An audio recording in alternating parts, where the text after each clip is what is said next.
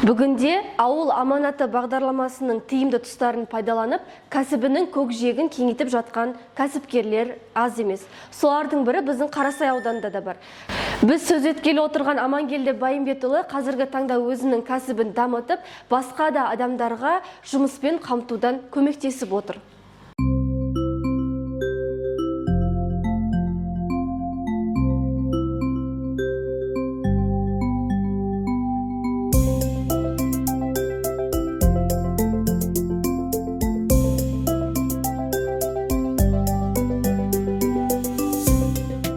Осы бағдарлама арқылы 8 миллион теңге алдым.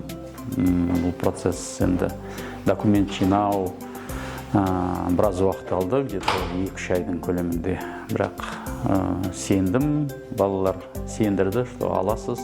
Дайындалдым біраз. 8 миллионға не алам, бизнес-план жасадым. Расширение кондитерского бизнеса деген бағдарламаға не бердім, бизнес-планды. 2-3 айда рассмотрение жасап, маған кредит бөлінді 8 миллион көлемінде. Кәсібім өте шағын болды. Өзіміздің туысқандарымыз бар, не адамдар бар, сол 3-4 адам жұмыс істедік. Үлкен пешімді алдым, не бизнес-план бойынша оборудование алдым. Цехымды қосып алдым, үлкенірек объемды, холодильный оборудование алдым. Мен былай қарағанда еще адам қосып алдым. Енді қазір 4 адам жұмыс істеген, енді былай жалпы тағы 6 адам қосылды. Мына цехым әлі до конца бітірген жоқпын. Алғаныма, кредит алғаныма 1 ай болды. Бірінші шағын болғаннан кейін машина шағын болды, и осы бағдарламаның кредитный ақшасымен мен разгрузка тағы машина алдым. Тағы көп проектім алдында, и мемлекетке рахмет айтам.